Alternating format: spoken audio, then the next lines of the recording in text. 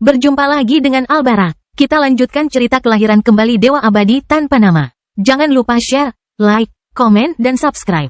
Kelahiran kembali Dewa Abadi tanpa nama bab 1341 perkasa. Jauh di dalam wilayah samudera gelap sekte kabut air, pemandangan indah namun mematikan sedang terjadi. Di satu sisi, setengah lusin makhluk yang memancarkan cahaya pelangi yang megah duduk bersiap untuk berperang. Masing-masing memiliki 8 set sirip kristal bening yang terlihat mirip dengan sayap peri. Tubuh mereka ditutupi sisik dengan berbagai warna, mulai dari merah muda-muda hingga biru muda dan ungu, memberi mereka nuansa dunia lain. Ini tidak lain adalah naga laut, klan Kunpeng Pelangi. Di sisi lain, wilayah es dan angin merusak perairan yang gelap. Bahkan di bawah beberapa ton lautan asin, sebuah negeri ajaib musim dingin telah lahir, hujan salju halus dan beterbangan sambil ditopang oleh pilar-pilar es yang menjulang tinggi. Dengan domain ini, seorang wanita muda cantik dengan 10 ekor seputih salju berdiri di samping wanita cantik lainnya yang mengenakan jubah perak. Keduanya tidak lain adalah Komet Lord Clara dan Permaisuri Ri. Meninggalkan, kepala suku Kunpeng meraung ke dalam air, langsung menekan kedua wanita itu dan hampir menghancurkan wilayah ganda mereka. Jika orang lain ada di sini, mereka akan terkejut. Kepala klan ini sudah menjadi ahli Sudo Dao. Bagi kedua gadis ini yang bahkan tidak bisa mengalahkan makhluk surgawi yang tinggi, apalagi makhluk surgawi puncak, mereka terlalu jauh dari kedalamannya. Apakah klan Kunpeng sudah melupakan janji mereka kepada kerajaan Elfin? Ri berkata dengan dingin. Mengingat hubungan masa lalu inilah, aku tidak memilih untuk membunuhmu di tempatmu berdiri. Beraninya kamu sebagai gadis kecil mengklaim gelar Ratu Elfin? Apakah kamu menganggapnya sebagai lelucon? Ri mencibir, amarahnya berkobar sekali lagi. Dia sudah terlalu lama menahan dirinya yang sebenarnya. Sekarang dia memutuskan untuk bersantai dan mengikuti jalan yang dia pilih daripada jalan yang mengarah pada kekuatan paling besar. Bagaimana dia bisa membiarkan dirinya ditekan di sini? Gelar Ratu Elfin tidak pernah diberikan kepada yang berkuasa, gelar itu selalu diberikan kepada orang yang layak. Bahkan jika aku hanyalah seorang anak kecil, kamu harus memberiku rasa hormat. Manifestasi Ri berkembang di belakangnya. Seekor rubah hitam menjulang dengan aura yang menindas, berlian kecil berwarna emas bersinar terang di dahinya yang menyatu dengan perwujudan mahkota Ri. Apapun zamannya, perwujudan mahkota selalu melambangkan royalti. Beraninya mereka meremehkannya dengan bukti terang-terangan di hadapan mereka? Klanmu yang paling kuat hanyalah ahli Sudo Dao belaka. Kamu tidak bisa lagi memasuki wujud manusiamu meskipun kamu adalah monster kelas transenden yang telah memasuki alam celestial. Namun kamu berani meremehkanku? Raungan halus Ri menyebabkan gelombang melintasi dasar laut. Sudah lebih dari 2 tahun berlalu, 2 tahun penuh kesulitan, semua karena sisa-sisa klan yang dahulunya mulia. Namun, dia tetap diam, hanya menganggapnya sebagai cobaan. Dia tidak seperti Dion yang akan marah hanya karena seorang senior berani menguji batas kemampuannya, meskipun amarahnya berapi-api, dia lebih pengertian. Namun, bahkan setelah melewati ujian tersebut dan mencapai titik ini, mereka masih ingin menolaknya. Berlian emas di dahi rubah hitam semakin ganas. Kamu membayar harga atas ketidaktaatan nenek moyangmu sekarang, namun berpikir bahkan ketika aku bersedia memaafkanmu, kamu tidak akan mengambil harta yang ditempatkan tepat di hadapanmu. Aku akan menunjukkan kepadamu siapa gadis kecil itu dan siapa gadis kecil itu. Ratu Elfin, sebuah pohon kuno muncul di belakang Ri. Jika Dion ada di sana, dia akan segera mengenalinya sebagai manifestasi keluarga Akasia, pohon kehidupan dan kematian. Namun, dia akan sangat terkejut pada saat yang bersamaan. Bentuk pohon yang pertama adalah batang obsidian. Bentuk kedua melepaskan obsidian ini untuk memperlihatkan kulit kristal tembus pandang. Menurut buku-buku tebal kuno, ini adalah batas manifestasi yang paling utama. Faktanya, itu adalah batas yang telah dicapai Dion dan Raja Acacia. Dia jarang menggunakan manifestasi ini lagi karena penggunaannya terbatas di luar pertempuran skala besar. Namun, tampaknya setelah menyadari kemampuan sebenarnya dari konstitusinya, Ri telah menghancurkan batas yang seharusnya, menciptakan sesuatu yang sama sekali baru. Pohon ini melepaskan moniker pohon kehidupan dan kematian, memegang teguh gelar pohon dunia. Keenam Kunpeng menunjukkan tanda-tanda ketakutan dan kengerian. Garis keturunan mereka menjadi dingin dan mereka merasakan budidaya mereka anjlok.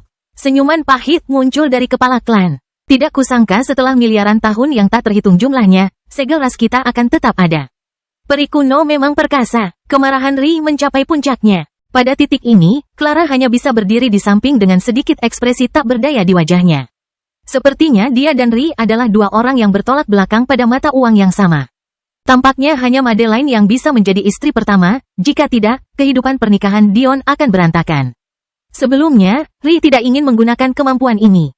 Kenyataannya adalah saat dia melangkah ke wilayah Lautan Gelap, dia bisa menaklukkan sisa klan ini dengan sangat mudah. Namun, dia tidak melakukannya. Dia memilih untuk menderita karena serangan mereka selama lebih dari 2 lusin bulan, membuat dirinya dan Clara menderita luka yang tak ada habisnya berkali-kali. Dia berpikir bahwa dia melakukan hal yang benar, membuktikan tanpa keraguan bahwa dia adalah ratu mereka yang sebenarnya. Namun, kenyataannya kejam. Bahkan setelah semua kesulitan itu, ternyata semuanya sia-sia. Faktanya adalah bahwa samudera gelap ini membentang di beberapa alam semesta. Di masa lalu, seseorang yang mencapai tingkat yang tak terbayangkan dalam hukum sihir menghancurkan tatanan normal di sini, mengorbankan lebih dari 20 alam semesta untuk membentuk satu alam lautan gelap. Di dalam alam ini, tidak ada apapun selain lautan dan bintang. Bisa dibayangkan betapa luasnya lautan tak berujung yang mencakup lebih dari 20 alam semesta. Sungguh tak terduga, kelahiran kembali Dewa Abadi tanpa nama bab 1342 lupakan. Pada saat yang sama, alam lautan gelap ini dipenuhi dengan bahaya yang tak ada habisnya. Bahaya ini tampaknya disebabkan oleh banyaknya makhluk air yang mempertahankan wilayah mereka, tapi Ri tahu yang sebenarnya. Hamparan samudera yang luas ini dikuasai oleh satu klan. Dahulu, ketika orang dahulu meramalkan keruntuhan ras Elfin dan Dwarf, laut ini diciptakan sebagai tempat peristirahatan terakhir. Sama seperti bagaimana para elf menyerahkan setengah dari harta karun klan Jafari kepada klan Mino untuk dilindungi, mereka meninggalkan harta lainnya di sini bersama klan Kunpeng Pelangi. Pada masa ini, tidak seperti klan Mino yang menurun tajam, klan Kunpeng berkembang pesat. Akhirnya, nenek moyang mereka melupakan kebaikan ras Elfin dan berusaha mengambil harta yang mereka lindungi untuk diri mereka sendiri. Tapi, siapa sangka kalau mereka malah terkena kutukan yang begitu kejam? Seni sihir dan ahli racun adalah dua sisi dari mata uang yang sama. Jika seseorang benar-benar ahli dalam sihir, maka bisa juga menjadi makhluk dunia lain yang berada di jalur kutukan. Jika dipikir-pikir kembali, mungkin kita ingat bahwa klan Matilde mampu memberikan kutukan yang begitu dahsyat, sehingga seluruh alam semesta dijuluki Chaos Universe. Akibat tindakan mereka, ribuan elf kuno yang mati pada saat itu tidak dapat menemukan jalan ke tanah leluhur mereka sehingga tidak dapat menyebarkan berita tentang pengkhianatan mereka. Karena para elf mampu melakukan hal seperti itu bahkan setelah jutaan tahun mengalami kemunduran. Seberapa dahsyat kutukan yang diberikan pada masa puncak mereka, udara tinggi dari pelangi Kunpeng segera hancur. Mereka yang pikirannya dipenuhi dengan pikiran serakah akan mati, lenyap seketika. Namun, kutukan itu tidak berakhir hanya sampai di situ saja, generasi-generasi berikutnya pun ikut terkutuk. Sekarang, pelangi Kunpeng, ras binatang yang sebanding dengan binatang surgawi saat ini, sebagai binatang kelas transenden puncak, tidak akan pernah bisa menerobos ke alam formasi Dao. Ini belum semuanya. Selain kekuatan mereka yang ditekan secara permanen, mereka juga disegel ke dalam wujud binatang mereka, memotong jalan manusia, dan melarang mereka untuk meraih kekuatan sebenarnya. Ada saatnya mereka berdiri di atas dunia. Mereka adalah ras Kunpeng terkuat kedua setelah Kunpeng surgawi. Namun tidak hanya mereka telah jatuh dari peringkat kelas tertinggi, mereka juga sulit melindungi diri mereka sendiri sekarang. Seiring berjalannya waktu, kutukan itu semakin parah. Angka kelahiran mereka yang sudah rendah karena nilai binatang yang tinggi semakin menurun. Selain itu, tanpa mampu menghasilkan ahli formasi Dao atau eksistensi yang lebih tinggi, garis keturunan mereka terus melemah seiring berjalannya generasi. Pada akhirnya, mereka tidak lagi mampu mempertahankan fasad yang mereka miliki, dan yang lain akan menyerbu ke lautan gelap dan mengambil sumber daya mereka untuk diri mereka sendiri. Tidak mengherankan jika generasi Kunpeng ini mempunyai reaksi buruk terhadap Ri. Meskipun mereka tidak berani membunuhnya karena takut kutukan yang lebih buruk menimpa mereka, mereka menolak mengakui kesalahan mereka. Lagi pula, mereka tidak membayar atas tindakan mereka, tetapi atas tindakan nenek moyang mereka. Bagaimana bisa para elf begitu kejam menghukum mereka yang tidak bersalah? Pada tingkat tertentu, Ri memahami hal ini. Itu sebabnya dia tidak terburu-buru menekan mereka dengan kekuatan absolut. Tapi, tak disangka mereka lebih memilih menyalahkannya daripada nenek moyang mereka yang sampah. Dia tidak tahan lagi. Kunpeng berteriak ngeri saat mereka merasakan kekuatan mereka semakin menjauh dari mereka. Mereka telah memberikan segalanya untuk mencapai level ini, sekarang level tersebut diambil lagi. Bagaimana mungkin mereka tidak diliputi keputusasaan? Ratu Elfin muda, mohon tetap di tanganmu. Kami tunduk, kami tunduk. Di kejauhan, Kunpeng tua dengan sirip lemah dan sisik berwarna abu-abu berenang ke depan, kumisnya yang panjang tampak mengingatkan kita pada janggut putih panjang. Rambut biru keperakan Ri telah berubah dari warna aslinya, menjadi warna putih yang menyilaukan, hanya untuk jatuh ke dalam kegelapan mutlak. Emosinya jelas terlihat di lengan bajunya. Terlepas dari perkataan Kunpeng leluhur ini, penderitaan keenam tetua tidak memudar. Namun, dia juga tidak menyerang pendatang baru itu. Maksudnya jelas. Tua ini jelas menyadari situasi ini sepanjang waktu. Namun dia tidak mau melangkah keluar sampai dia memastikan bahwa Ri masih mempertahankan kendali atas kutukan mereka. Bukan karena dia ingin datang, tapi dia tidak punya pilihan di bawah tekanan Ri. Dalam situasi seperti itu, bagaimana Ri bisa peduli dengan perkataan leluhur ini? Klan Pelangi Kunpeng, kata Ri sambil mencibir, kau telah menghabiskan beberapa ribu tahun terakhir mempertahankan kekuatan absolut yang membuat Sekte Kabut Air terlalu takut untuk hancur. Namun, kau tetap menjaga aura tinggi ini milikmu. Apakah kamu berpikir bahwa hanya karena kamu disebut naga air maka kamu benar-benar naga? Satu ras mengangkat kepala mereka tinggi-tinggi, menguasai 5 kuadran, sementara yang lain hanya bisa mengubur kepala mereka di pasir dan melakukan trik-trik kecil untuk tetap mengendalikan 20 alam semesta saja. Katakan padaku, bagaimana kamu bisa membandingkannya? Wajah Kunpeng di sekitarnya tenggelam. Ri tidak salah, tapi mengatakannya secara terang-terangan seperti ini. Selama beberapa tahun terakhir, mereka hanya bisa mengandalkan formasi sihir yang ditinggalkan pendahulu mereka untuk memasang wajah palsu. Tapi, mereka tahu betul bahwa jika bukan karena rasa takut yang dimiliki eselon atas Sekte Kabut Air terhadap mereka, fasad mereka pasti sudah rusak. Seorang ahli Dao sejati sudah bisa menyapu semuanya tanpa banyak usaha. Nona muda, kata-katamu terlalu kasar. Leluhur Kunpeng berbicara dengan nada serius. Gelarku adalah Elfin Queen. Panggil aku Nona muda atau apapun yang berhubungan lagi, dan aku akan memberimu pelajaran yang tidak akan pernah kamu lupakan. Kelahiran kembali Dewa Abadi tanpa nama bab 1343 masa lalu.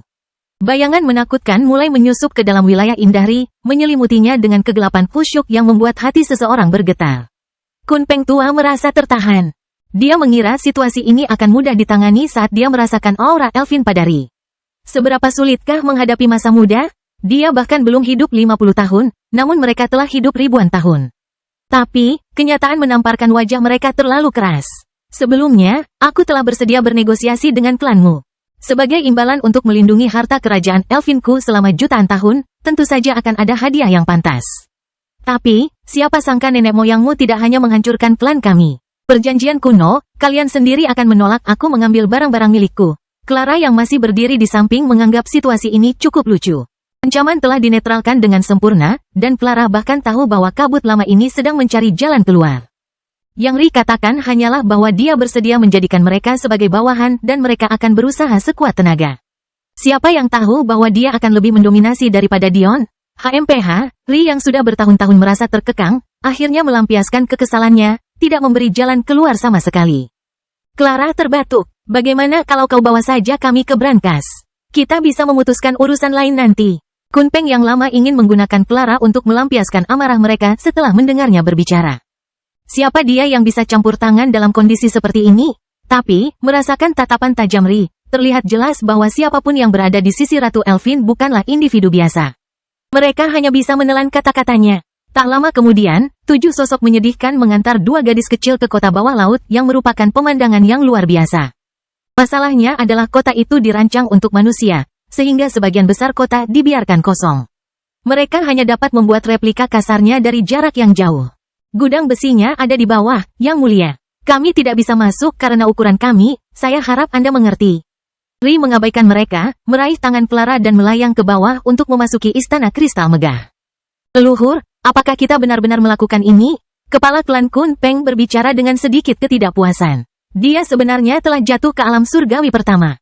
Sebelum dia sempat bereaksi, sirip perak menamparkan bagian belakang kepalanya yang bersisik, membuatnya terjatuh ke dalam air. Bodoh, kamu memanggilku leluhur meskipun aku hanya seorang ahli Dao semu. Bukankah kamu malu? Apakah ini batas dari ras Kunpeng kita? Kemampuan menjinakkan binatang buas dari ras Elfin tidak ada bandingannya. Mereka termasuk ras paling kuat yang pernah ada, khususnya karena mereka dapat menggunakan kekuatan mereka untuk menjadi ahli dalam hal-hal yang tidak ada urusannya untuk mereka selidiki. Apakah para elf benar-benar berdaulat?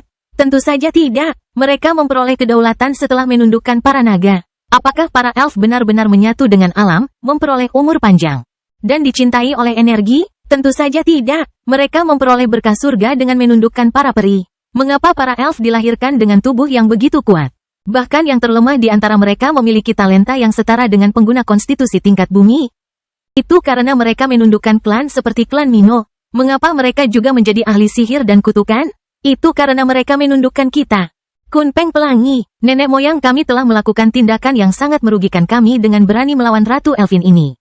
Satu-satunya alasan saya tidak segera berlutut adalah karena saya tahu bahwa kami tidak akan diperlakukan dengan baik di bawah faksinya karena mereka. Tidak peduli siapa orangnya, selama mereka berada di bawah kekuasaan kerajaan Elfin, mereka akan segera tunduk padanya. Katakan sesuatu yang bodoh lagi dan aku sendiri yang akan menamparmu sampai mati. Ri dan Clara berjalan melewati istana. Untuk pertama kalinya dalam beberapa bulan, mereka akhirnya bisa menghirup udara segar. Tampaknya istana itu ditutupi oleh semacam formasi pelindung untuk mencegah masuknya air. Sebenarnya, ini mungkin terlihat sederhana, tapi ini membuktikan betapa kuatnya formasi ini. Di dunia fana, mustahil mencapai dasar lautan tanpa tindakan drastis, dan itu bahkan sebelum lautan meluas jutaan kali lipat dari ukuran aslinya. Jadi, berapa ton tekanan yang bisa diterapkan di bawah lautan yang membentang di 20 alam semesta? Sebelumnya, Ri hanya bisa menggunakan pemahamannya tentang keinginan air untuk mengabaikan tekanan ini dan membantu Clara, tapi jelas sebuah formasi tidak memiliki pemahaman seperti itu. Itu berarti ia mencapai hal ini dengan kekuatan absolut. Jika Clara benar, formasi seperti itu dapat menahan serangan penuh bahkan dari seorang ahli Dao. Ri tidak repot-repot berdiri pada upacara dan langsung membuka brankas. Pintu-pintu yang telah dibuka oleh Kun Peng dengan sekuat tenaga, hanya untuk berakhir dikutuk, diayunkan seolah-olah seringan bulu di bawah sentuhan Ri. Perbedaannya jelas dan nyata. Sesaat kemudian, Ri dan Clara dibutakan oleh kilatan cahaya. Pada saat penglihatan mereka menjadi jelas, mereka menyadari bahwa apa yang disebut cahaya ini sebenarnya tidak benar, melainkan pantulan harta karun yang membentang beberapa kilometer. Bahkan ekspresi Clara yang biasanya dingin pun berubah menjadi terkejut. Inilah yang tersisa dari kerajaan Elfin? Lalu apa ruginya? Clara bergumam tidak percaya. Namun, kenyataan ini membuat mereka menyadari hal lain. Akumulasi sekte dan klan yang telah ada selama jutaan tahun bukanlah sesuatu yang dapat mereka pahami. Kita harus ingat bahwa tidak pernah ada satu individu pun yang membangun klan dari nol hingga tingkat klan Dewa Kaisar dalam satu kehidupan. Sama seperti Demon Sage, banyak yang berhasil mendekat, namun tidak ada yang berhasil. Jika sangat sulit untuk menjadi klan Dewa Kaisar belaka, lalu bagaimana dengan klan kelas komet itu? Bagaimana dengan klan planet dan kelas bintang yang agung di masa lalu? Kelahiran kembali Dewa Abadi tanpa nama bab 1344 dunia. Seseorang yang hampir bisa membangun klan Dewa Kaisar dalam satu masa hidup pastilah seseorang yang mirip dengan eksistensi tinggi. Artinya, masa hidup mereka minimal 1,2 juta tahun. Beberapa eksistensi tinggi dapat hidup hingga 10 tahun tanpa melihat akhir masa hidup mereka. Namun, mereka tidak pernah berhasil. Tentu saja, harus dikatakan juga bahwa di zaman kuno, menaklukkan alam semesta bahkan lebih sulit dibandingkan sekarang. Selama persidangan kedua Dion, klan Viserion yang tampaknya menguasai segalanya sebagai klan Dewa Kaisar hanyalah mainan di tangan Quadrant Beast Alliance. Dan, Quadrant Beast Alliance yang sama hanyalah lelucon di hadapan orang tua Dion. Tingkat keberadaan pada masa itu tidak dapat dibandingkan dengan saat ini. Namun, kerajaan Elfin adalah penguasa era yang mengakhiri pemerintahan mereka. Era kekacauan, era primordial, dan terakhir, era keemasan kerajaan Elfin. Meski mungkin yang terpendek, namun yang paling terang, senyuman lembut menghiasi wajah Ri. Dia tidak peduli dengan harta karun yang ada di hadapannya, yang dia pedulikan adalah kenyataan bahwa dia akhirnya mencapai sesuatu untuk membantu suaminya. Dengan ini, jarak antara Dion dan faksi monster itu telah tertutup. Meski kecil, ini adalah langkah awal yang bagus. Clara menggelengkan kepalanya saat dia menyadari cengkeraman Ri di tangannya tanpa sadar menguat. Tapi, dia juga tahu bagaimana perasaan Ri. Mengapa dia mengabaikan kultivasinya selama beberapa dekade, dengan rajin membangun internet dan menyusup ke klan Sapientia? Bukankah untuk merasakan apa yang Ri rasakan sekarang? Mereka telah bekerja keras bersama selama lebih dari 2 tahun hingga akhirnya mencapai titik ini, bagaimana mungkin mereka merasa tidak enak? Dalam benak mereka, mereka tahu bahwa harta karun ini hanyalah pertanda buruk perjuangan yang akan mereka hadapi di masa depan. Jika ini hanyalah sisa-sisa dari sebuah faksi besar. Akumulasi macam apa yang dimiliki para penguasa era modern ini? Namun, mereka melupakan pemikiran seperti itu untuk saat ini, membiarkan diri mereka bahagia. Sebenarnya, dua saudara istri itu terlalu memikirkan hal ini. Meskipun ketakutan mereka terhadap akumulasi faksi-faksi besar ini benar, mereka mengkhawatirkan jenis akumulasi yang salah. Memang benar harta karun di sini masih kalah dengan faksi-faksi itu, tapi jumlahnya tidak banyak. Yang benar-benar harus mereka takuti adalah basis kekuatan yang mereka miliki. Faksi-faksi ini tidak hanya memiliki lebih banyak talenta dan ahli, sama seperti faksi lainnya. Mereka juga memiliki basis leluhur yang kuat untuk dipanggil ketika mereka menghadapi bahaya yang sebenarnya. Inilah mengapa Dion mempertaruhkan nyawanya sekarang. Jika dia tidak berhasil merenggut harta itu dari sang pencipta, mencapai tujuannya hanyalah mimpi belaka. Tidak peduli seberapa kuatnya dia, apa yang bisa dia lakukan terhadap sekte atau klan yang dapat memanggil selusin leluhur keberadaan tinggi sekaligus. Mari kita mulai memilah semuanya dengan tepat. Lalu kita bisa berdiskusi bagaimana kita bisa menangani sumber daya alam yang tersembunyi di dasar laut-laut gelap. Ri berkata dengan riang. Dion dan Madeline berjalan ke lautan api biru. Mereka segera memahami bahwa jika bukan karena perbaikan yang mereka lakukan setelah memasuki dunia mistik ini, mereka akan menderita di bawah kobaran api ini. Hanya api biru ini saja yang cukup untuk membakar siapapun yang berada di bawah alam surga menjadi abu dalam sekejap. Kunjungi novellbin.com untuk pengalaman membaca novel terbaik api ini. Mengandung lebih banyak sari kehidupan daripada api esku, kata Madeline dengan sedikit terkejut. Dion mengerutkan kening mendengar kata-kata ini. Lebih banyak esensi kehidupan daripada api Ice Phoenix? Bagaimana itu mungkin? Yang lebih membingungkan lagi, meski memiliki warna yang sama, api ini jelas bukan api Phoenix. Jika ya, Dion dan Madeline akan merasakan dingin yang menusuk tulang, bukan panas yang menyengat. Tiba-tiba, sesuatu menarik perhatian Dion. Sambil berpikir, busur abu-abu lembut muncul di tangannya. Lengannya menjadi kabur di udara. Saat dia melepaskan tangan Madeline, sepertinya ada anak panah yang berpindah ke talinya. Detik berikutnya, cahaya menyilaukan menembus lautan api, menghancurkan kepala kerangka yang baru saja bangkit. Namun, terlepas dari hasilnya, kerutan Dion semakin dalam. Meskipun benar bahwa busur kelas biasa membatasi kekuatan serangannya, dengan bantuan kemauan senjata sejati dan ki sucinya. Seluruh kerangka itu seharusnya telah dilenyapkan bahkan jika itu memiliki kekuatan surgawi menengah. Hanya ada dua kemungkinan mengapa kepalanya hancur tetapi tubuhnya selamat. Entah kepala adalah satu-satunya bagian yang rapuh dari tubuh kerangka ini, meninggalkan bagian lainnya yang bersifat ekstrim. Atau, ada sesuatu tentang api ini yang melengkapinya. Ketika Dion menembakkan panahnya, satu-satunya bagian kerangka yang tersisa dari api adalah kepalanya. Sisa tubuhnya masih terkubur di laut. Seolah-olah untuk mengkonfirmasi kecurigaan Dion, kerangka itu, yang telah jatuh kembali ke dalam api biru, tiba-tiba bangkit kembali, kepalanya utuh setelah tenggelam kembali ke laut. Apa-apaan ini? Dion mempertanyakan merah dan hijau. Bahkan sang pencipta pun tidak bisa lepas dari kematian, Red berkata dengan sungguh-sungguh, jadi. Sebelum dia menyegel kita semua di dunia mistis ini, dia membuat rencana untuk mereformasi tubuhnya dan memastikan bahwa rohnya tetap utuh. Kerangka di sini tidak hanya diisi dengan binatang buas dari tanah di bawah, tetapi juga para pembudidaya sangat berbakat yang telah mencoba mencari keuntungan dari dunia ini. Mata Dion berkontraksi. Dia tiba-tiba teringat kembali pada pintu pertama kastil tak kasat mata fase pertama. Itu memiliki hadiah yang sangat besar pada akhirnya, tetapi konsekuensi dari masuknya tidak terbayangkan bagi siapapun yang bukan Dion. Sebenarnya menurut hukum dunia mistik ini, untuk ujian yang berat, pasti ada imbalan yang memadai. Oleh karena itu, sang pencipta tidak punya pilihan selain menempatkan salah satu harta karunnya yang paling berharga di ruangan itu. Orang mungkin bertanya-tanya mengapa itu terjadi, tetapi Dion tiba-tiba memahami semuanya. Ini bukanlah dunia mistik, ini adalah dunia warisan. Meskipun hanya ada perbedaan satu kata antara istilah-istilah ini, sebenarnya istilah-istilah tersebut mirip dengan langit dan bumi. Kelahiran kembali Dewa Abadi tanpa nama bab 1345 di Monopoli. Meskipun dunia mistik hanya dapat diciptakan dengan kekuatan individu. Dunia warisan menerima bantuan dari surga untuk diciptakan. Mengapa para Saint dan Celestial yang nyaris tidak memahami hukum tata ruang apapun bisa menciptakan dunia warisan? Mengapa klan Fana bisa bertahan di dunia warisan yang terbuka di bumi selama bertahun-tahun meski sangat lemah? Itu karena surga itu adil. Ketika seorang kultivator mencapai akhir masa hidupnya, dia adalah orang yang paling terhubung dengan surga. Dalam keadaan itu, mereka dapat memproyeksikan keinginan mereka untuk memungkinkan surga membangun metode bagi mereka untuk menyebarkan pengetahuan mereka. Jika bukan karena fakta ini, setiap dunia warisan hanya akan dibentuk oleh para ahli Dao puncak dan eksistensi tinggi. Bagaimana hubungannya sekarang? Itu karena dunia warisan memiliki beberapa keunggulan yang tidak dimiliki oleh dunia mistik, menyebabkan sang pencipta tidak punya pilihan selain menciptakannya.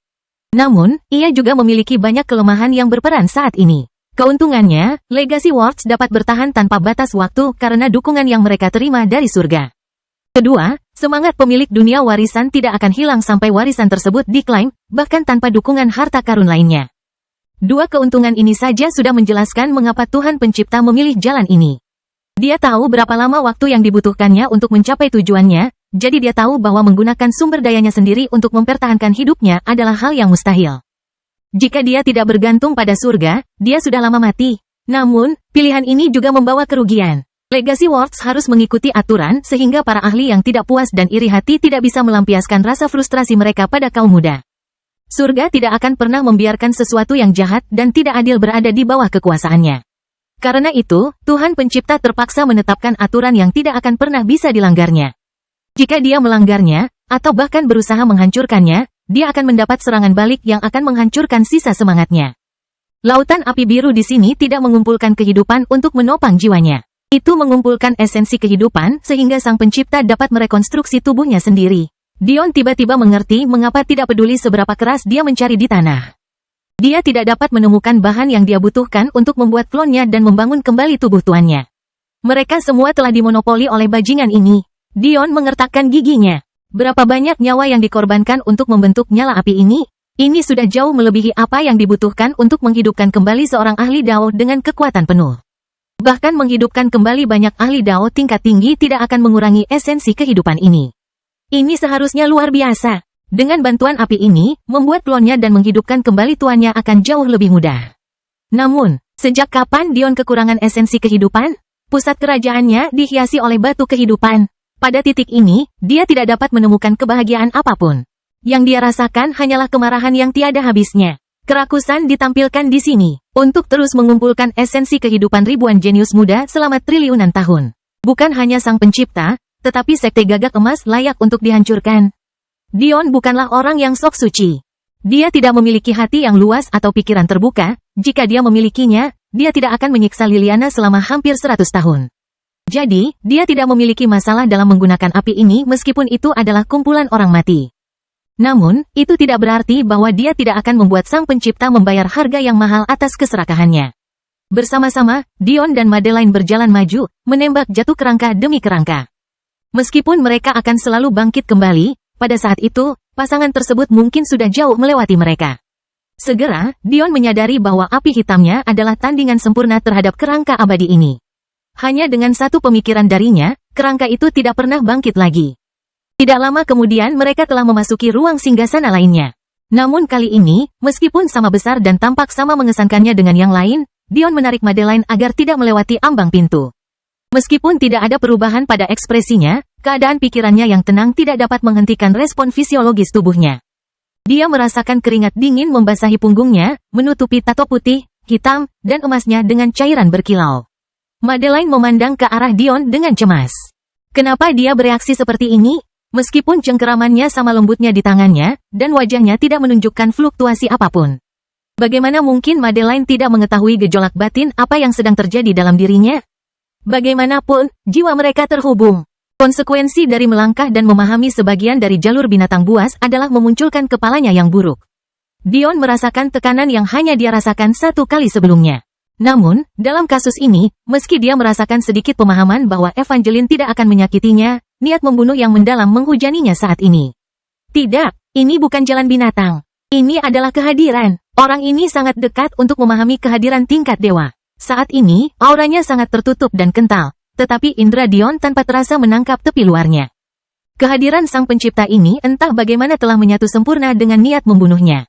Sama seperti Battle Intent, Killing Intent adalah keinginan tak berwujud lainnya di jalur spiritualitas. Mereka yang memiliki konstitusi donari mampu membentuknya jauh lebih mudah daripada yang lain dan bahkan menggunakannya untuk menyerang jiwa secara langsung. Dion bergidik ketika dia memikirkan apa akibatnya jika Tuhan Pencipta ini memiliki kemampuan donari. Dalam situasi seperti ini, bahkan jika seorang ahli Dao ada di sini, mereka akan mati dengan mata terbuka lebar. Aku benar jika menganggap ini terlalu berbahaya. Dion memandang Madeline, tapi ekspresi tegas di matanya membuatnya menghela nafas. Jika dia benar-benar memaksanya mundur, dia merasa Madeline yang baik hati akan berubah menjadi iblis betina dalam sekejap. Setelah menarik napas dalam-dalam, manifestasi Dion muncul. Dia melangkah maju, melintasi penghalang dengan kekuatan mutlak di punggungnya. Pada saat itulah Madeline akhirnya merasakan apa yang dirasakan Dion. Kakinya tergelincir ke belakang tanpa sadar sebelum dia mengertakkan gigi untuk berdiri di sisi Dion. Jika bukan karena kekuatan tubuh Dion, dia yakin istrinya ini akan menggiling tangannya hingga menjadi debu. Tapi, dia tidak mengatakan sepatah kata pun, terus memegang tangannya dengan lembut. Tiba-tiba, tawa yang akrab seperti tulang yang menggemeretakkan memenuhi telinga mereka. Sebuah kisi, gia-gia-gia, bergema. Itu menembus ke dalam tulang mereka, dan menembus jiwa. Dion pernah disebut Reaper sebelumnya selama turnamen dunia bumi, tapi dia merasa bahwa dibandingkan dengan pria ini, dia sangat kurang. Tidak kusangka kau benar-benar akan datang ke sini. Aku sepenuhnya siap untuk tertidur selama beberapa miliar tahun lagi sebelum akhirnya menyelesaikan rencanaku setelah kau sudah lama mati.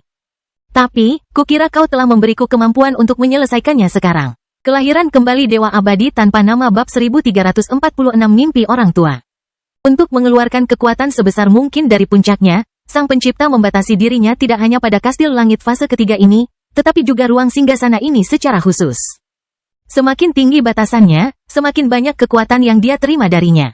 Saat ini, meskipun dia jauh lebih lemah dari ahli Dao yang lebih rendah, dia bisa membunuh ahli Sudo Dao normal dengan satu jari. Tatapan Dion tertuju pada kerangka yang duduk terkulai di atas singgasana.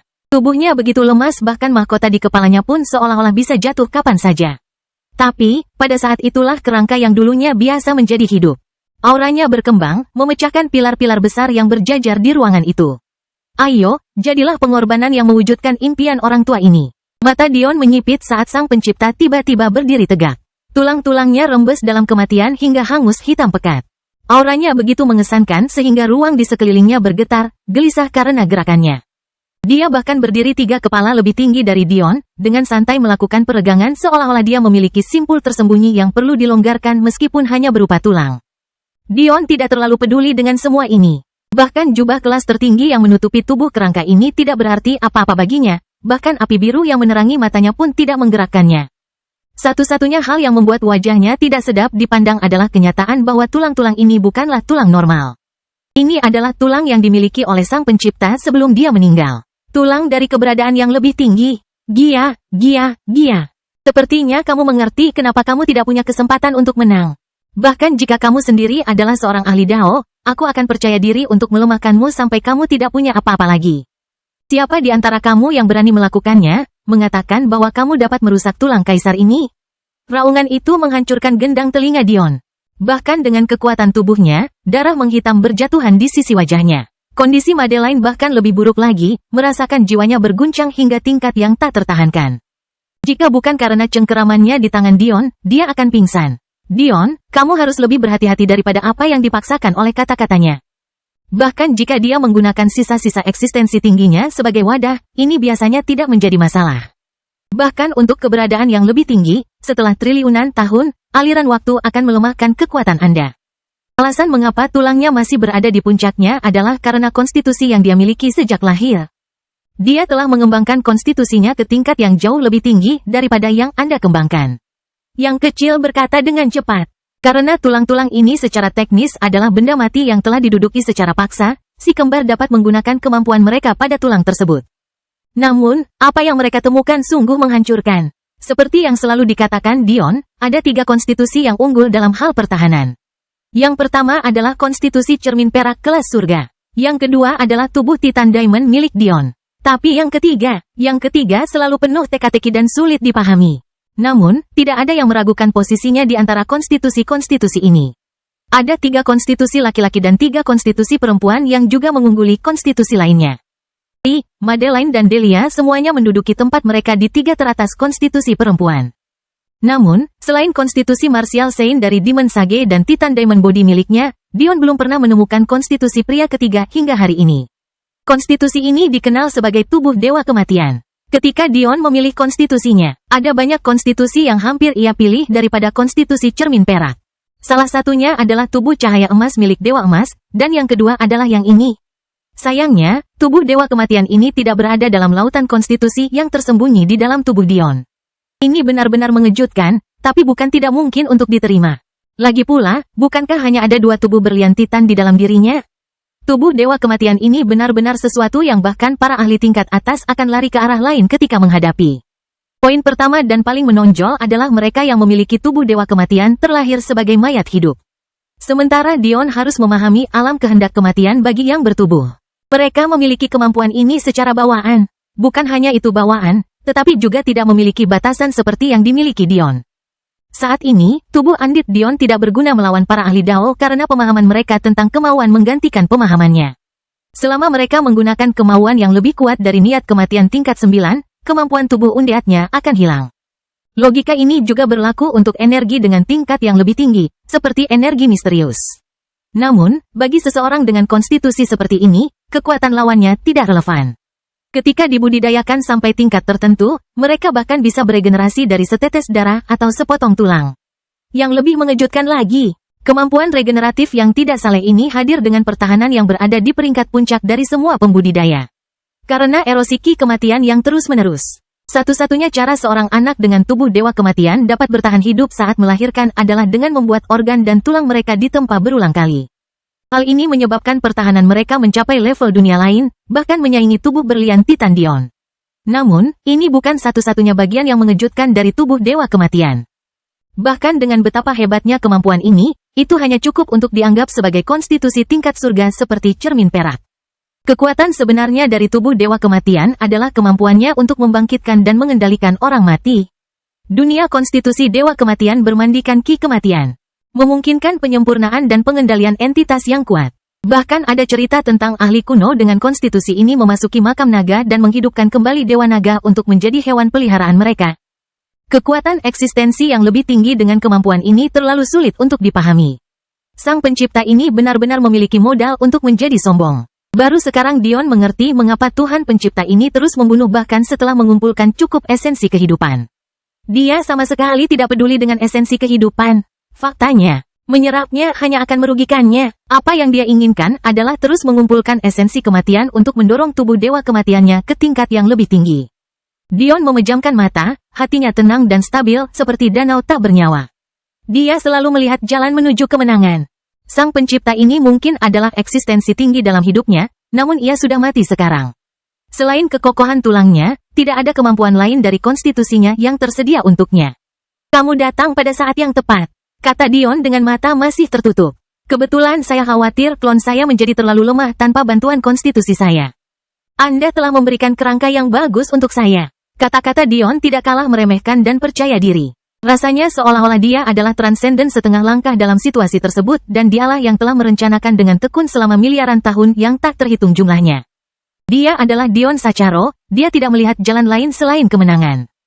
Kelahiran kembali Dewa Abadi tanpa nama bab 1347 mayat prajurit. Sang pencipta tercengang mendengar kata-kata Dion. Namun sebelum dia sempat tertawa, mata Dion terbuka. Ada keheningan yang mematikan di dalam diri mereka, seolah-olah udara dari keberadaan yang lebih tinggi tidak lain hanyalah seekor semut di hadapannya. Dion menarik Madeline ke punggungnya. Dukung aku, dia berkata dengan lembut, sambil melepaskan bayi-bayi binatang itu ke dalam bentuk aslinya.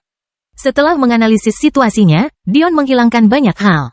Namun, dia tahu bahwa Madeline akan sangat berkuasa di sini. Sang pencipta ini melakukan kesalahan dalam memilih medan pertempuran yang penuh dengan esensi kehidupan. 4 sayap emas mekar dari punggung Dion.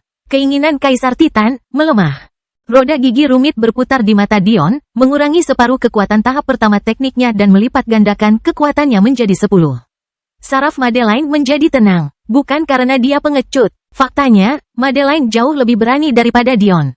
Sementara perwujudan bawaan Dion memenuhi dirinya dengan kesombongan tak terkendali yang mempersiapkannya menghadapi apapun, Madeline tidak memiliki kondisi seperti itu.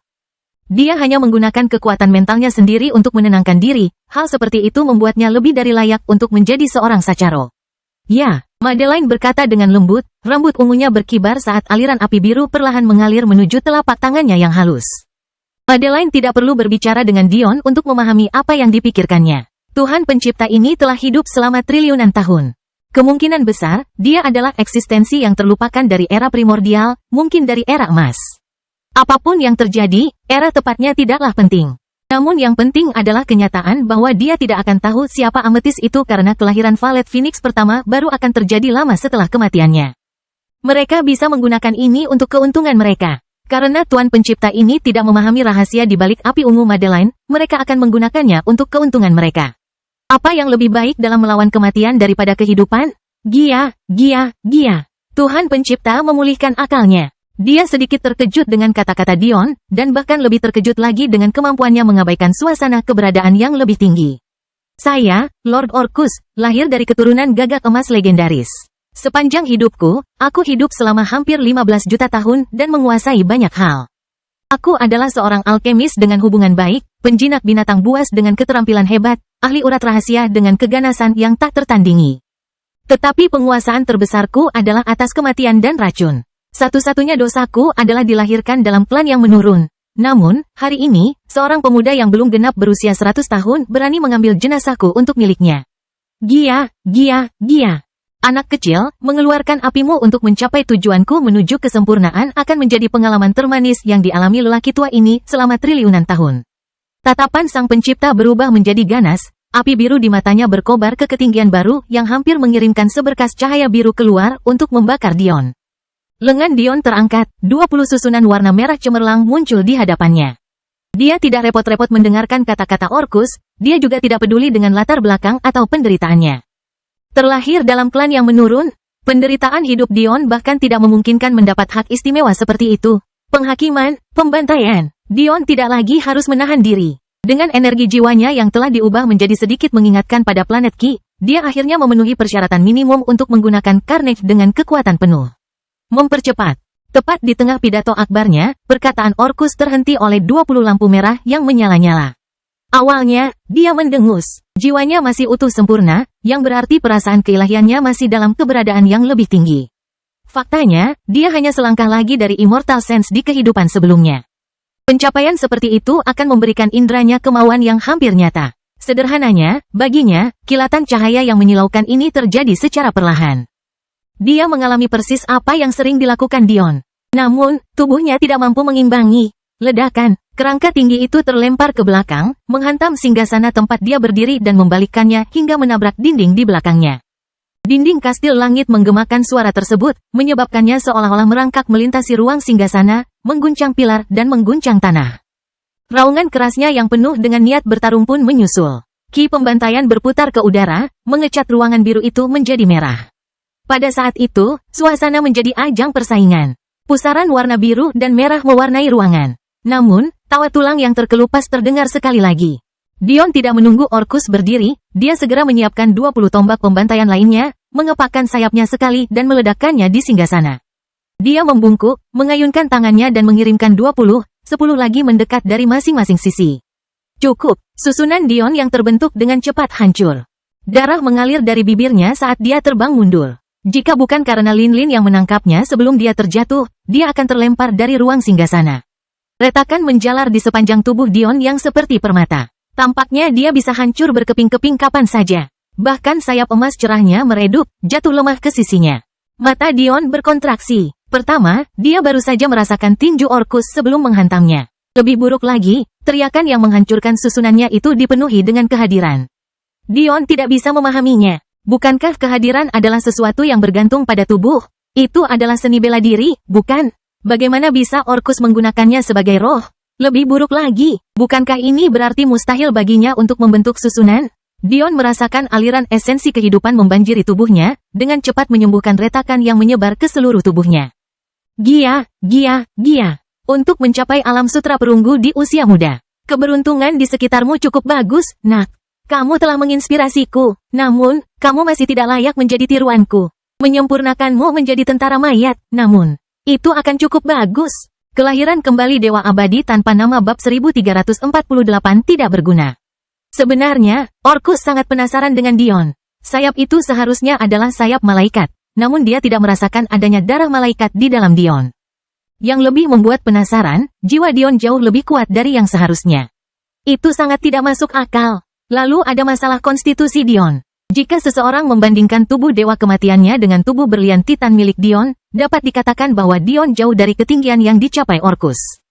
Jika dibandingkan dengan tepat, konstitusi Orcus disempurnakan dan ditingkatkan sedemikian rupa, sehingga sebanding dengan jika Dion memasuki alam sutra berlian. Itu berarti 4 bidang lebih tinggi dari level Dion saat ini dan hanya 1 level di bawah penguasaan konstitusi yang sebenarnya. Sebagai gambaran, ini seperti membandingkan berat 100 juta jin Dion saat ini dengan berat badan 10 triliun jin. Namun demikian, Orcus adalah eksistensi tinggi yang telah hidup selama 15 juta tahun. Dia tidak mencapai level Dion sampai dia menjadi ahli formasi Dao dan tidak mencapai alam sutra berlian sampai dia beberapa juta tahun menjadi eksistensi tinggi. Tidak heran dia tertarik pada Dion. Karena dia adalah dewa kematian, tidak seperti sekte dan klan lain yang mengumumkan dalam menyebarkan mayat. Dia memiliki kemampuan untuk meningkatkan prajurit mayatnya berdasarkan potensi yang mereka miliki ketika mereka masih hidup, sementara sekte dan klan yang lebih rendah hanya bisa mencapai hal ini secara dangkal. Jika dia merawat mayat Dion dengan benar, dia yakin dia akan mampu melahirkan mayat eksistensi tinggi. Dion berdiri, ekspresi serius di wajahnya. Pukulan yang dideritanya bukan saja bukan karena kecerobohannya, tapi juga bukan karena Orcus yang jauh lebih cepat darinya. Meskipun kekuatan Orcus sangat besar, kemampuan manuvernya jauh lebih rendah dibandingkan dengan ahli Sudo Dao lainnya justru karena dia adalah kerangka. Ini hanya menyisakan satu penjelasan. Pengalaman, serangan Orcus diatur waktunya dengan sangat tepat dan ditempatkan dengan sangat sempurna sehingga Dion tidak hanya bisa mengelak, seolah-olah tubuhnya mengundang cedera ini. Bagi Dion, seseorang yang menganggap dirinya memiliki pengalaman mengalami yang kaya. Ini merupakan pukulan telak bagi kedamaian. Dia belum pernah diakali dalam pertempuran sebelumnya, bahkan ketika menghadapi orang yang jauh lebih kuat darinya. Namun, hal itu telah terjadi hari ini. Sayangnya, Orcus tidak memberikan banyak waktu untuk meminta maaf. Pada saat Dion terbangun dari pikirannya, dia sudah menutup jarak hingga setengahnya. Dion meraung, tubuhnya dibanjiri energi tipe Bolt. Cahaya perak yang menutupi tubuhnya, hampir tampak seperti pelat perak padat, atau sisik naga platinum yang indah. Tinju hilang, meteor yang menyelimuti langit, kiamat. Dion menyerang ke depan, menggabungkan dua teknik kelas umum puncak hanya dengan pikiran. Keseimbangan keabadian emas berkilau lembut di atas kepalanya, menyebabkan kain putih turun dari langit, membungkus mata manifestasi humanoidnya. Orcus menjadi terpesona dengan serangan Dion. Bahkan saat dia menahan serangannya dengan tenang, dia merasakan tekanan. Satu-satunya cara yang mungkin adalah jika dia menghadapi teknik tingkat dewa semu, namun pengalamannya mengatakan kepadanya bahwa Dion hanya menggunakan teknik tingkat umum. Tinju Dion terbang, seolah-olah dia tidak bisa merasakan sakitnya karena menabrak tulang hitam Orcus yang mengeras berkali-kali. Kekuatan Vanishing Fist berlapis, garis-garis merah beterbangan di udara, tersembunyi dengan dentuman sonik yang hiruk-pikuk. Bagi penonton, Dion seolah-olah tidak memiliki tangan sama sekali. Saya mengerti, Anda telah menggabungkan dua teknik tingkat umum puncak diri menjadi satu. Memanfaatkan kekuatan menusuk dari Vanishing Fist untuk menambah kecepatan dan daya ledak meteor blanketing the skies. Akan sangat disayangkan jika menghancurkan Anda kecerdasanku dengan memurnikanmu menjadi mayat. Aku harus menggunakan teknik tingkat tertinggiku agar hal itu tidak terjadi. Orcus tiba-tiba melupakan semua kemarahannya sebelumnya. Semakin dia bertarung, atau lebih tepatnya, bermain-main dengan Dion, semakin banyak hal menarik yang dia lihat. Dion mampu bertahan dan tidak terbang kembali karena dia sebenarnya menggunakan energi tipe Bolt kuno. Pada saat yang sama, ia memiliki cermin perak, keseimbangan keabadian, dan konstitusi tubuh berlian Titan. Dengan pengalamannya, dia telah mendengar tentang mereka yang terlahir dengan konstitusi ganda tingkat surga. Dia bahkan pernah mendengar tentang segelintir jenius zaman kuno yang dilahirkan dengan konstitusi tingkat dewa ganda. Faktanya, dia bahkan pernah bertemu dengan dua individu dari dunia lain yang lahir dengan konstitusi kuno. Mengetahui hal ini, tidak heran dia tidak bereaksi terkejut terhadap penampilan bakat Dion. Namun, kehadirannya yang berdiri di hadapannya sekarang membantunya menyadari bahwa atribut terbaik Dion adalah kecerdasannya. Terlepas dari risikonya, dia pasti harus menjadikan Dion sebagai mayat hidup. Saat sang pencipta sedang bersenang-senang, Dion tiba-tiba membungkuk ke belakang, tubuhnya menghindari anak panah yang dilapisi esensi kehidupan. Tunggu, dia tidak mengelak. Panah itu ditujukan untukku. Orcus tiba-tiba kehilangan keinginan untuk bermain-main. Jari Dion menjentikkan ke atas, menyebabkan susunan dao setengah langkah kristalnya mekar bersamaan dengan susunan dao setengah langkah apinya. Di satu sisi, api putihnya memperkuat esensi kehidupan Madeline ke tingkat yang baru, sementara di sisi lain, kristalnya akan memperkuatnya sekali lagi. Saat Dion melihat Tuhan Pencipta, dia tahu dia akan menghadapi gunung yang mustahil untuk didaki. Pertama, berkelahi dengan kerangka adalah puncaknya perburuan. Sangat tidak mungkin untuk merusak kerangkanya. Apalagi jika Dion mengerahkan semua yang dimilikinya, gagasan untuk menghancurkan seluruh kerangka eksistensi tinggi adalah hal yang konyol. Apalagi jika dia adalah ahli Dao puncak, itu tidak mungkin. Lebih buruk lagi, Dion tidak bisa menggunakan kehadirannya. Pertama, kehadirannya lebih lemah dari Orcus. Dan, bahkan jika tidak, aura kerangka eksistensi tinggi akan menghancurkan usahanya sepenuhnya. Kita harus ingat bahwa kekuatan dasar kehadiran bergantung pada tubuh. Semakin kuat tubuh seseorang, semakin baik efek kehadiran seseorang pada beberapa alam budidaya di atas mereka. Saat ini, kehadiran Dion tidak berguna melawan para ahli Dao. Tapi, para dewa tidak akan bisa secara paksa mengabaikan kehadirannya seperti yang mereka bisa. Untuk alasan yang sama, kehadirannya tidak berguna melawan Orcus.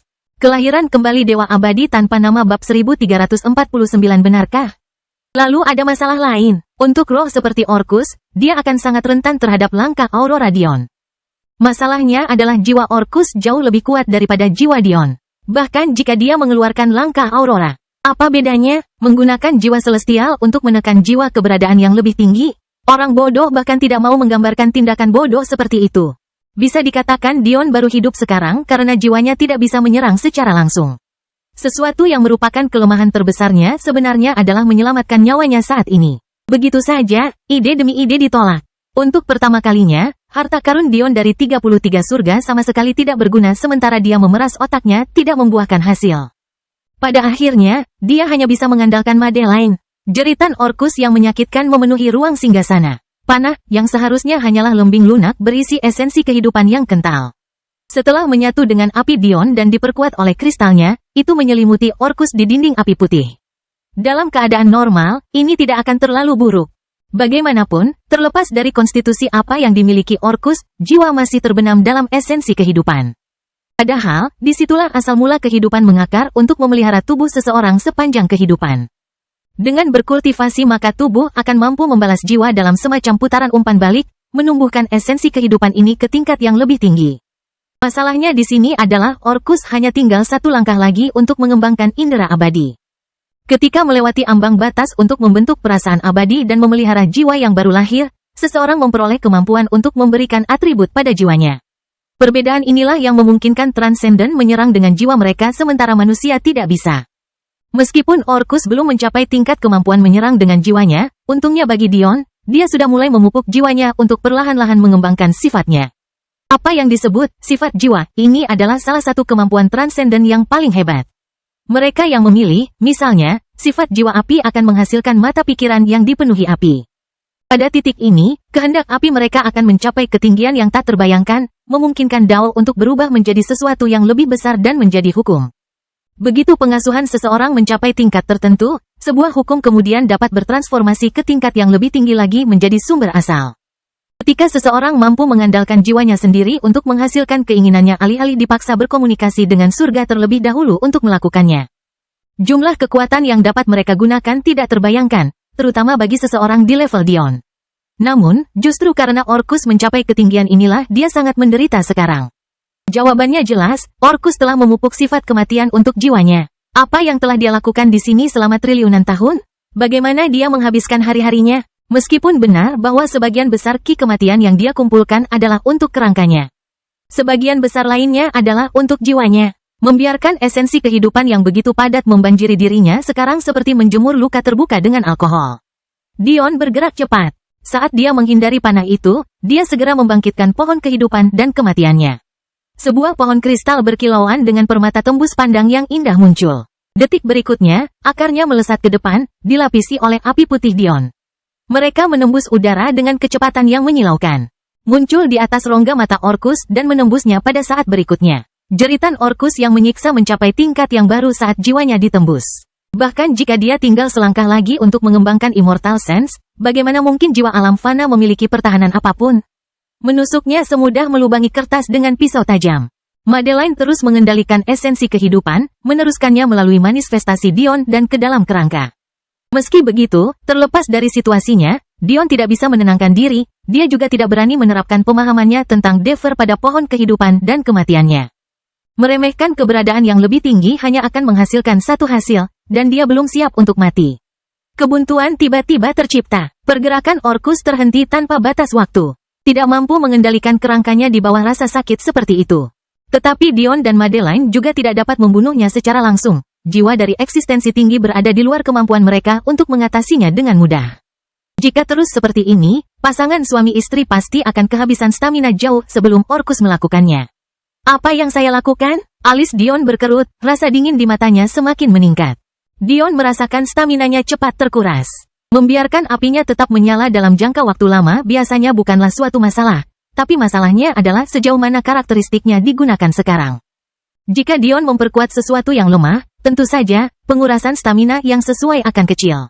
Tapi, dia saat ini sedang memperkuat esensi kehidupan yang tidak hanya sangat murni, tetapi juga berlimpah jumlahnya. Tidak peduli seberapa hebat karakteristiknya, dia harus membayar harga untuk menggunakannya. Apakah saya menggunakan segel? Tidak. Tidak mungkin menyegel jiwa eksistensi tinggi dengan kekuatanku. Dia bisa keluar kapan saja dan membuat kekacauan di mata pikiranku. Dion memutar otaknya, melihat kembali ke arah Madeline, ekspresinya berubah menjadi lebih serius. Saat dia berada di bawah tekanan, bagaimana bisa dibandingkan dengan tekanan yang dialami istrinya? Mengontrol secara paksa karakteristik api yang bukan miliknya telah merugikan dirinya. Keadaan menjadi lebih buruk karena nyala api kehidupannya sangat dingin, sementara nyala api ini membara. Dengan paksa mengesampingkan pemikiran ini, Dion terus berpikir. Dia berpikir untuk menggunakan kesengsaraan surgawinya, tetapi dia segera menolak gagasan itu. Dia sangat sombong, tapi bukan berarti dia bodoh.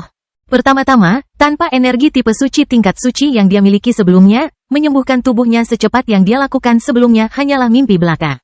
Sayangnya, meskipun dia telah memasuki dunia konstitusinya setiap hari selama 6 bulan terakhir, dia hanya mengumpulkan energi tipe suci tingkat esensi. Meskipun masih bagus untuk penyembuhan, efeknya tidak sebaik itu. Penundaan itu pasti akan menyebabkan dia mati. Tidak ada keraguan. Lebih buruk lagi, ahli Dao tingkat rendah seperti Headvoid tidak ada bandingannya dengan eksistensi tinggi.